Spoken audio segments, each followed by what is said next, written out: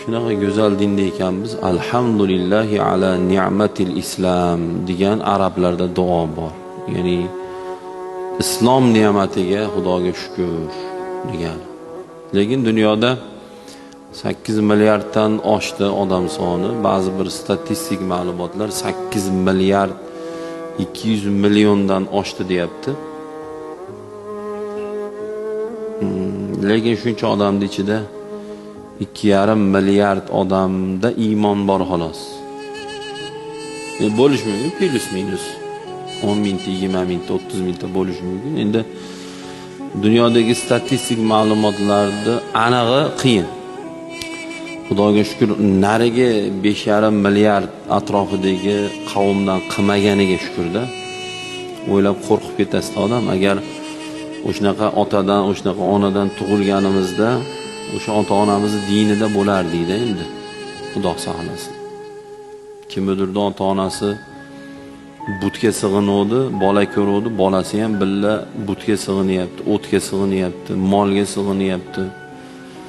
Qaysidir farzand ota-onasi ateist, ya'ni Xudoni yo'q deydi. Yo'q, sig'inish degan narsa yo'q. U butga ham sig'inmaydi, Xudoga ham sig'inmaydi. Shunaqa sig'inish degan narsa yo'q deydi. Xudosizlar. Shu dadasi, onasi shunaqa bo'lgani uchun bolasi ham shu ahvolda, Xudo saqlasin. Shu biz ham taqlidiy mo'minmizda, taqlidiy deganda ota-onamizga taqlid qilib biz mo'min bo'lganmiz. Birorta odam o'zi aqli bilan Xudoni topib yo Injil, Tavrot, Zabur, Qur'onni o'qib turib, yo Qur'on haq ekan deb topmaganda ichimizda birortamiz. Hammamiz shu ota-onamiz o'tganlarni rahmatiga olsin, hayotinglarni salomat qilsin. Yoshligidan Alloh deb qo'ying, Alloh bitta deb qo'ying, amin qilib qo'ying, la ilaha illalloh deb qo'ying deb o'rgatib, endi katta bo'lib qarasak, musulmon ekanmizda. Alhamdulillah, Xudoga shukr. Bu taqlidiy iymon ham iymon. Ya'ni taqlid qilib keyin angladik musulmonligimizni. Hozir 3 yashar bola la ilaha illalloh Muhammadur Rasululloh do'radi, lekin uni anglamaydi.